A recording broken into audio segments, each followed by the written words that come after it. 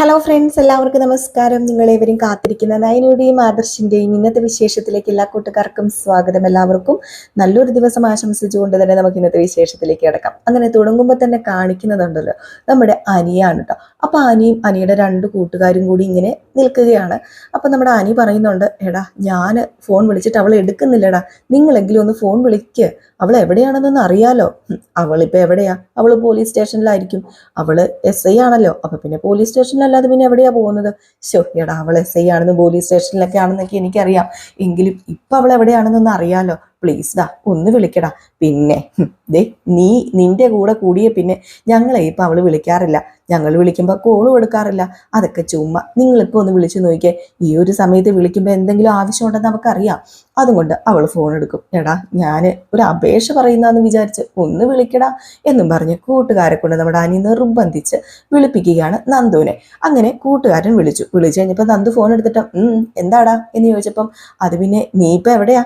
അത് പിന്നെ ഞാനിപ്പം ദേ ഇവിടെ കുറച്ച് ചെക്കിങ് ഉണ്ട്, അപ്പം അവിടെയാ ഞാൻ. ദേ ഈ ഒരു വളവിൻ്റെ അപ്പുറം ആ ഒരു പോസ്റ്റിൻ്റെ അവിടെ. ഓ, അവിടെയാണോ നീ? അപ്പൊ പെട്ടെന്ന് നമ്മുടെ അനി ഫോൺ മേടിച്ചിട്ട്, ഹലോ മേഡം, ഇതേ സാറേ ഞാൻ അനിയ എന്നിങ്ങനെ പറഞ്ഞു. അപ്പം പറഞ്ഞു, എന്താ നിനക്ക് വേണ്ടത്? എന്താ അനി, നിന്നോട് ഞാൻ പറഞ്ഞിട്ടില്ലേ ഇങ്ങനെ എന്നെ വിളിച്ച് ശല്യം ചെയ്യരുതെന്ന്?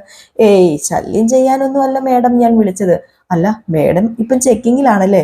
Okay madam. അല്ല മേഡം എവിടെയാണെന്ന് അറിയാൻ വേണ്ടി വിളിച്ചതായിരുന്നു. എങ്കിൽ പിന്നെ ഞാൻ വെച്ചേക്കുക മേഡം, ശല്യപ്പെടുത്തുന്നില്ല. ചെക്കിങ് അതിൻ്റെതായ രീതിയിൽ തന്നെ നടന്നോട്ടെ മേഡം എന്ന് പറഞ്ഞിട്ട് ഫോൺ കട്ട് ചെയ്തു കേട്ടോ.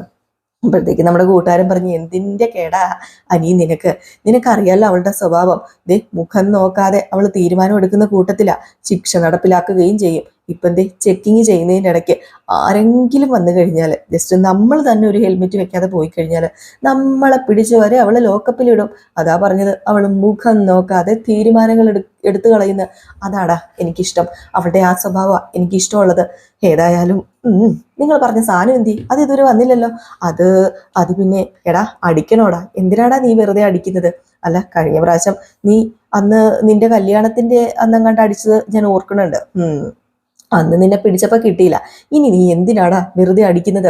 അത് പിന്നെ എടാ, ഞാനും കൂടി ഒന്ന് അടിക്കട്ടെടാ, ഒഴിക്കടാവേ എന്ന് പറഞ്ഞിട്ട് ആ സാധനം ഗ്ലാസ്സിലേക്ക് ഒഴിച്ച് വെള്ളം പോലും ചേർക്കാതെ മുഖുമാ അങ്ങ് കുടിച്ചു. എടാ, എന്താടാ ഈ കാണിക്കുന്നത്? വെള്ളം പോലും ചേർക്കാതെ ഞങ്ങൾ പോലും ഇതുവരെ കഴിച്ചിട്ടില്ല. ഇത് എങ്ങനെയാടാ നിങ്ങൾ കഴിക്കുന്നത്? ഇതിന് ഒരു ടേസ്റ്റും ഇല്ലല്ലോടാ. ഇത്ര ബുദ്ധിമുട്ടി എന്തിനാടാ ഇത് നിങ്ങൾ കുടിച്ചിറക്കുന്നത്? ഇതിനൊരു ടേസ്റ്റും ഇല്ലെന്ന് ഞങ്ങൾക്കും അറിയാടാ, പിന്നെ എന്തിനാണെന്നാ ഇത് കുടിച്ചിറക്കുന്നതെന്നാണ് ഞാൻ ചോദിച്ചത്. അത് എന്തിനാണെന്ന് ചോദിച്ചാൽ ദൈവം തമ്പുരാൻ അറിയാം. ഏതായാലും നീ ഈ കണ്ടീഷനിൽ ഇവിടെ നിൽക്കാതെ പൊക്കെ ഇനി നീ കുടിക്കണ്ട. ഒരു കാര്യം ചെയ്യ, നിന്നെ ഞങ്ങൾ കൊണ്ടുവിടാം, നിന്റെ വണ്ടി ഇവിടെ ഇരിക്കട്ടെ, നാളെ നീ വന്ന് എടുത്താൽ മതി.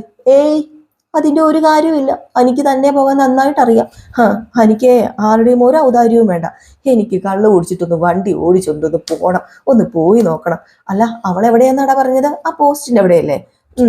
ഏതായാലും ഞാനും ഒന്ന് ചെല്ലട്ടെ അങ്ങോട്ടേക്ക് എന്ന് പറഞ്ഞുകൊണ്ട് നമ്മുടെ അനി നേരെ നന്ദു ചെക്കിങ് നടത്തുന്നതിൻ്റെ ആ ഒരു ഭാഗത്തേക്കാണ് പോകാൻ നോക്കുന്നത്. അങ്ങനെ കറക്റ്റ് ഭാഗം ഏതാണെന്ന് അറിയില്ല, എങ്കിലും വണ്ടിയും കൊണ്ട് പോയപ്പോഴത്തേക്കും എതിരെ വന്ന് ഒരാൾ പറയുകയാണ്, അതെ സാറേ, അങ്ങോട്ടേക്ക് പോകണ്ട കേട്ടോ, ചെക്കിങ് ഉണ്ട് അവിടെ എന്ന് പറഞ്ഞപ്പോഴത്തേക്കും ചെക്കിങ് അവിടെയാണല്ലേ, എന്നാ പിന്നെ എനിക്ക് അങ്ങോട്ടേക്ക് തന്നെയാണോ പോകേണ്ടത്? അപ്പോഴത്തേക്കും അയാൾ ഇത് വല്ല ഭ്രാന്തനാന്നാ തോന്നുന്നത്, ചെന്ന് കയറി കൊടുക്കട്ടെ, പുതിയ SI പെണ്ണാണെന്ന് പറഞ്ഞിട്ട് കാര്യമില്ല, അവർക്ക് രണ്ടില് കൂടുതലാ എന്ന് പറഞ്ഞിട്ട് അയാളും അങ്ങ് പോയി കേട്ടോ. നമ്മുടെ അനി എന്ത് ചെയ്തു? പതുക്കെ വണ്ടി ഓടിച്ചുകൊണ്ട്, പതുക്കെയൊന്നുമല്ല അത്യാവശ്യം സ്പീഡിൽ തന്നെ വണ്ടി ഓടിച്ചുകൊണ്ട് നേരെ വിട്ടടിച്ചു പോവുകയാണ്. ചെന്ന് നേരെ ചാടാൻ പോകുന്നത് നന്ദുവിൻ്റെ അടുത്തേക്കെന്നറിയാം. അതും കൊണ്ടുള്ള തന്ത്രം തന്നെ കേട്ടോ അനിയുടെ. അനിക്ക് അവിടെ ചെന്നൊന്ന് ചാടണം, നന്ദുവിൻ്റെ വായിന്ന് രണ്ടെണ്ണം കേൾക്കണം, ലോക്കപ്പില് പിടിച്ച് ഇടണം. അപ്പൊ ആ ഒരു ലക്ഷ്യത്തോടു കൂടി തന്നെയാണ് നമ്മുടെ അനി അങ്ങോട്ട് പോകുന്നത്. അപ്പം പിന്നെ നന്ദുവിനെ കാണിക്കുക. അപ്പൊ ഒരു MLA അനിയനാന്നും പറഞ്ഞ് ഒരു പയ്യൻ വന്നു ഹെൽമെറ്റ് ഇല്ലാതെ. ആ പയ്യനെ വിരട്ടുകയാണ്. എന്ത് MLA അനിയനാണെങ്കിലും ഹെൽമെറ്റ് തലയിൽ വെക്കേണ്ടത് നിന്റെ ഉത്തരവാദിത്വമാണ്. MLA അനിയന്റെ മോനാന്ന് റോഡിന് അറിയത്തില്ലല്ലോ. നീ തറയെ വീണിട്ടുണ്ടെങ്കിൽ MLA അനിയനാണ്, അതുകൊണ്ട് തല പൊട്ടരുത് എന്ന് റോഡ് പറയത്തില്ലല്ലോ, തല പൊട്ടുക തന്നെ ചെയ്യും. അതുകൊണ്ടാണ് പറഞ്ഞത്, ഇത് MLA അനിയനാണെങ്കിലും മന്ത്രിയുടെ അനിയനാണെങ്കിലും ഇനി മന്ത്രിയാണെങ്കിലും തലയിൽ ഹെൽമെറ്റ് ഇല്ലാതെ വന്നു കഴിഞ്ഞാൽ പെറ്റി ഉറപ്പാണ്. അതുകൊണ്ട് പെറ്റി എഴുതിക്ക്, പെറ്റിയുടെ രസീത് പിടിക്കെന്ന് പറഞ്ഞ് പെറ്റിയുടെ രസീത് അങ്ങാണ്ടൊക്കെ കൊടുക്കുകയാണ്. എന്നിട്ട് ആ ഒരു പയ്യനോട് പറഞ്ഞു ഊതാൻ പറഞ്ഞു. ഇപ്പം ഊതിപ്പം കുഴപ്പമൊന്നുമില്ല കേട്ടോ, പോ ഇനി മേലാല് തലയിൽ ഹെൽമെറ്റ് ഇല്ലാതെ കണ്ടുപോകരുത് എന്ന് പറഞ്ഞിട്ട് നന്ദു ആ പയ്യനെ അങ്ങ് വിടുക. അപ്പോഴത്തേക്കാണ് അടുത്ത ആൾ വരുന്നത്, നമ്മുടെ അനി വന്നിട്ട് അങ്ങ് വണ്ടി പെട്ടെന്ന് അങ്ങ് നിർത്തി. അപ്പോഴത്തേക്കും തന്നെ ഹെൽമെറ്റ് തലയിൽ വെച്ചിട്ടുണ്ടേ. രക്ഷപ്പെട്ടു എന്ന് ഇങ്ങനെ നന്ദു ഓർക്കുകയാണ്. ഇനി ഹെൽമെറ്റ് ഇല്ലായിരുന്നെങ്കിലും നമ്മുടെ അനിയനെ പിടിച്ച് ലോക്കപ്പിൽ ഇടണമല്ലോ. ഓ രക്ഷപ്പെട്ടെന്റെ ഈശ്വരാന്ന് പറഞ്ഞു ഓർത്തു. എന്നിട്ട് അനിയെ കണ്ട ഉടനെ നന്ദു പറഞ്ഞു, നീ എന്താണ് ഇവിടെ ഈ പാതിരാത്രി ചുറ്റിക്കറങ്ങാതെ പോകാൻ നോക്കാൻ പറഞ്ഞപ്പോഴത്തേക്കും, അയ്യോ മേഡം, അതെന്താ മേഡം, എന്നെ ഊതിക്കുന്നില്ലേ മേഡം?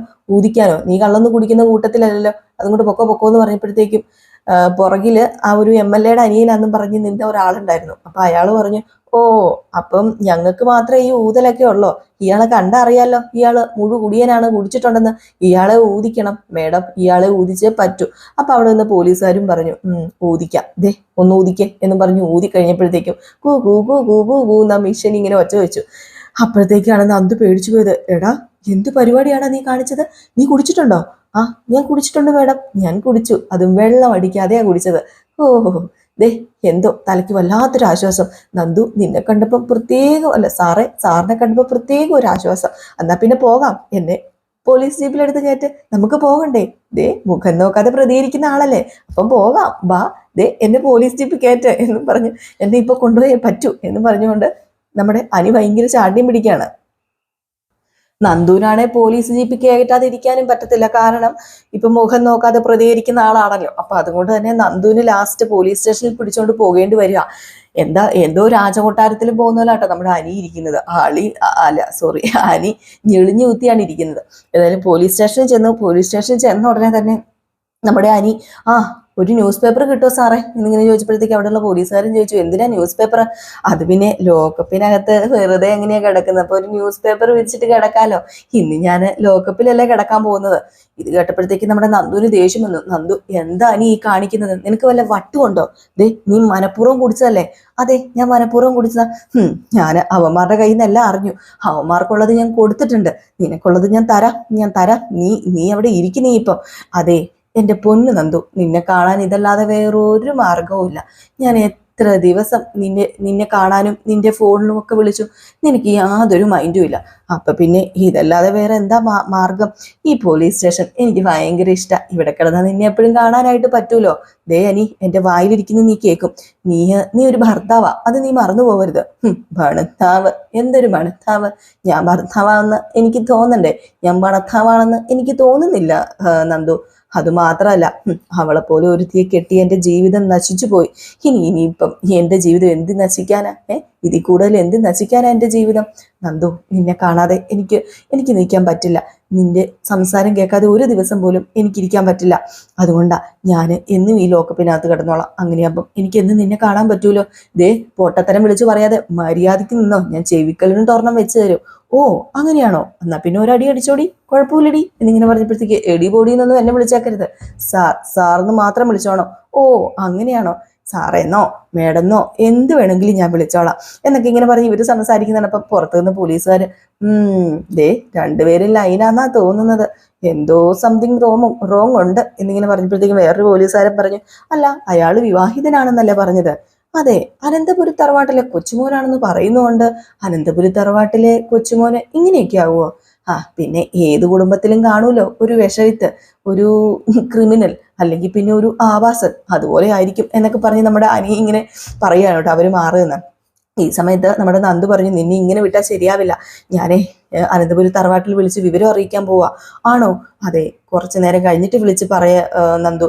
ഇപ്പോഴെങ്ങാണ് അവർ വന്ന് എന്നെ ഇറക്കിക്കൊണ്ട് പോയാലേ പിന്നെ നിന്നെ കുറച്ചു നേരം കാണാൻ പറ്റില്ലല്ലോ. ദേ അനി, ഞാൻ പറഞ്ഞു, വേണ്ടാത്ത വർത്താനം എൻ്റെ അടുത്ത് പറഞ്ഞാലുണ്ടല്ലോ, നിർത്തിക്കോ നിന്റെ വർത്താനം. ദേ നിനക്കൊരു ഭാര്യ വീട്ടിലുണ്ട്, ആ ഭാര്യയോട് പോയി ഇങ്ങനെയൊക്കെ പറഞ്ഞാൽ മതി. ഭാര്യയുടെ കാര്യം ഞാൻ പറഞ്ഞല്ലോ, ഭർത്താവ് ഭാര്യ, ഇനി ആ വാക്ക് നീ ഇവിടെ മിണ്ടണ്ട. എൻ്റെ ജീവിതം ഇങ്ങനെയായി തീരാൻ തന്നെ കാരണക്കാരി അവളും നീയും തന്നെയാ. നിനക്കെന്ന് എല്ലാവരോടും തുറന്നു പറയായിരുന്നല്ലോ. പിന്നെ നിന്റെ ചേച്ചിക്കും ഇതില് പൂർണ്ണ ഉത്തരവാദിത്വമുണ്ട്. നിന്റെ ചേച്ചിയും കൂടിയാ നമ്മൾ രണ്ടിനെയും അകറ്റാൻ നോക്കിയത്. ഇല്ലെങ്കിൽ ഇപ്പോഴുണ്ടല്ലോ എൻ്റെ ഭാര്യയായിട്ട് നീ ഇരുന്നേനെ, എങ്കിൽ പിന്നെ ഇങ്ങനെയൊന്നും സംഭവിക്കില്ലായിരുന്നല്ലോ. ഇനിയിപ്പം എൻ്റെ ഭാര്യയായിട്ട് നീ വന്നില്ലെങ്കിലും എൻ്റെ ഭാര്യയായിട്ട് അനാമിക തുടരില്ല. എനിക്ക് അതിനോട് തീരെ താല്പര്യമില്ല. ഏതായാലും ഞാൻ ഇവിടെ ഇരിക്കണോ അതോ അകത്തിരിക്കണോ? തൽക്കാലം നീ ഇവിടെ ഇരുന്നാ മതി. ഇപ്പൊ നീ ഇവിടെ ഇരുന്നോ, ലോക്കപ്പിൽ പിടിച്ചിടേണ്ടതായിരുന്നു. പക്ഷെ നീ ഇവിടെ ഇരിക്കിപ്പം, ഞാനേ വിളിക്കട്ടെ എന്ന് പറഞ്ഞ് നേരെ നമ്മുടെ നന്ദു നയനെയും ആദർശിനെയും ഫോൺ വിളിക്കാണ് കേട്ടോ. അങ്ങനെ നയനയും ആദർശം എന്തൊക്കെയോ തിരക്കും പരിപാടിയും കാര്യങ്ങളൊക്കെ ആയിരുന്നു. അപ്പൊ പെട്ടെന്ന് നമ്മുടെ നന്ദു ഫോൺ വിളിക്കുന്നു. ഫോൺ കണ്ടിട്ട് നന്ദു ആണല്ലോ, അവളെന്താ ഈ രാത്രി വിളിക്കുന്നത് എന്ന് പറഞ്ഞ് ഫോൺ എടുത്തിട്ട്, എന്താ മോളെ നന്ദു? അത് പിന്നെ നിങ്ങൾ രണ്ടുപേരും എത്രയും പെട്ടെന്ന് പോലീസ് സ്റ്റേഷൻ വരെ ഒന്ന് വരണം. പോലീസ് സ്റ്റേഷൻ വരെ വരാനോ? അതെന്താ ഇപ്പൊ നിങ്ങൾ പോലീസ് സ്റ്റേഷനിലേക്ക് വരുന്നത്? അതെ, ഇവിടെ അനന്തപുരി തറവാട്ടിലെ ഒരാള് മദ്യപിച്ച് വന്ന് ലെക്കും ലെവലും ഇല്ലാതെ ഇരിപ്പുണ്ട്. ആര്? വേറെ ആരുമല്ല, അനി. അനിയോ? ആ, അനി തന്നെ. പെട്ടെന്ന് നിങ്ങൾ ഇങ്ങോട്ടേക്ക് വരാൻ നോക്ക് എന്ന് പറഞ്ഞ് ഫോൺ കട്ട് ചെയ്തു.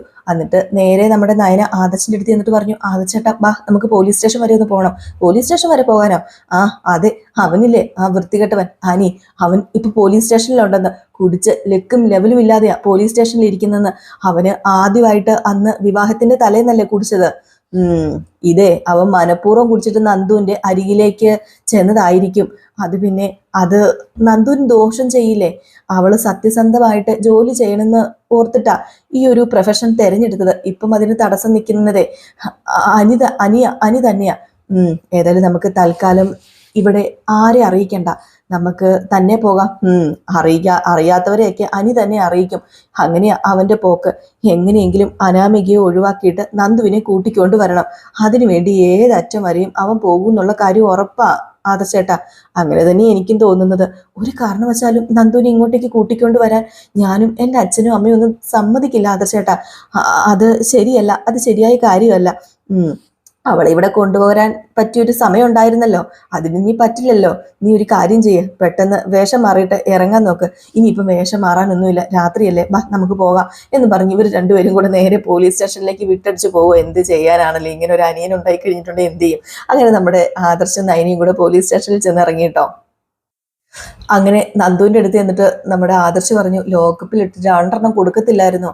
അങ്ങനെ കൊടുത്തിട്ട് കാര്യമില്ല, അവനെ അറസ്റ്റ് ചെയ്യാൻ വേണ്ടിയിട്ടാ അവൻ ഇങ്ങനെ ഓരോന്ന് ചെയ്തു കൂട്ടുന്നത്. എനിക്കാണ് തലവേദനയാ. അല്ല, അനി എങ്ങനെ മദ്യപിക്കുന്ന ഒരാളല്ലല്ലോ ആദർശേട്ടാ. അവനിപ്പം ആകെ നിരാശയിലാണല്ലോ, അതുകൊണ്ടാ അവന് കൂട്ടുകാർക്കൊപ്പം കൂടി മദ്യപിക്കുന്നത്. നിരാശ വരുമ്പോഴാണല്ലോ ഇങ്ങനെയൊക്കെ വരുന്നത്. ആ രാകേഷും വിഘ്നേഷും അല്ലേ കൂട്ടുകാര്? അല്ല, അവരെ നീ ഒന്ന് വിലക്കാത്ത എന്താ? അവര് പ്രതികളൊന്നും അല്ല. ഇവൻ മനഃപൂർവ്വം എന്നെ ചൊടിപ്പിക്കാൻ വേണ്ടിയാ ഓരോന്ന് ചെയ്യുന്നത്. അവൻ മനഃപൂർവ്വം ഇറങ്ങി തിരിച്ച എന്ത് ചെയ്യാനാ? ഇന്ന് തന്നെ പോലീസ് ചെക്കിംഗ് ഉണ്ടെന്ന് അറിഞ്ഞിട്ടാ അവൻ മദ്യപിച്ചിട്ട് ആ വഴി വന്നത്. അപ്പം മനഃപൂർവ്വം അല്ലേ? അനിയെ കണ്ടപ്പോ തന്നെ ഞാൻ പൊയ്ക്കോളാൻ പറഞ്ഞതാ.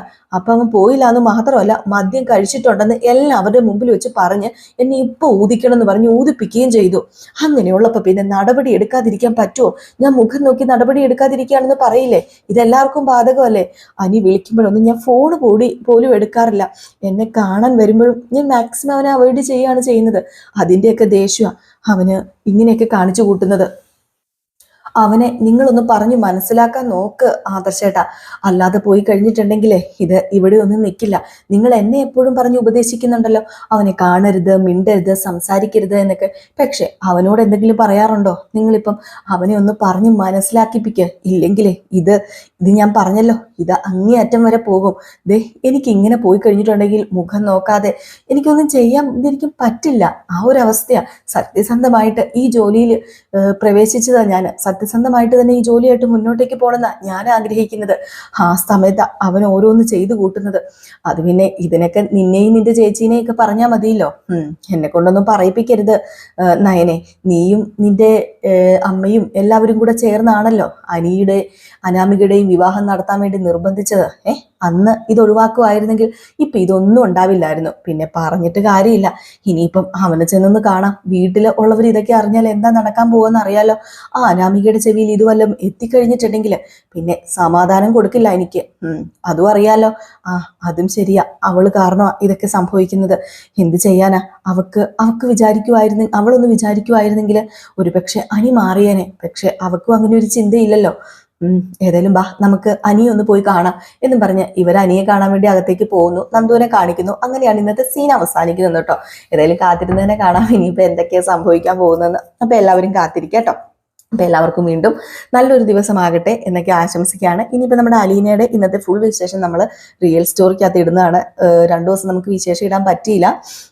അത് പിന്നെ കുറച്ച് തിരക്കും കാര്യങ്ങളൊക്കെ ആയിരുന്നു. അതുകൊണ്ടാണ് കേട്ടോ. എന്നും വന്നിങ്ങനെ ഓരോ എക്സ്ക്യൂസ് പറയാമെന്ന് നിങ്ങൾ വിചാരിക്കരുത്. തിരക്കും കാര്യങ്ങളും ആയതുകൊണ്ട് തന്നെയാണ്. നമ്മൾ എന്നും ഡെയിലി ചെയ്തുകൊണ്ടൊക്കെ ഇരിക്കുന്നതാണല്ലോ. എപ്പോഴും നമ്മുടെ ഹെൽത്ത് ഓക്കെ ആകണമെന്നോ നമ്മുടെ മനസ്സും ഒക്കെ ആകണമെന്നോ ഒന്നുമില്ലല്ലോ. അപ്പോൾ അതുകൊണ്ട് തന്നെ ചെറിയ എന്തെങ്കിലുമൊക്കെ മതി. നമ്മുടെ ഹെൽത്തും മനസ്സും ഒക്കെ നമ്മൾ വിചാരിക്കുന്ന സ്ഥലത്ത് നിന്നില്ല എങ്കിൽ തന്നെ നമുക്ക് വീഡിയോസ് ചെയ്യാനൊക്കെ ഭയങ്കര ബുദ്ധിമുട്ടൊക്കെ ആയിരിക്കും. അപ്പോൾ അതുകൊണ്ടാണ് ഹെൽത്ത് ഇഷ്യൂസൊക്കെ ഉണ്ടായിരുന്നു. അപ്പോൾ ഓക്കെ, ഞാൻ പോവാം. ഇനി എക്സ്ക്യൂസ് പറഞ്ഞ് നിങ്ങളുടെ സമയം കളയുന്നില്ല. അപ്പോൾ ടാറ്റ ബൈ ബൈ. ഒരു ലൈക്ക് അടിച്ചിട്ട് പോകാൻ മറക്കരുതേ.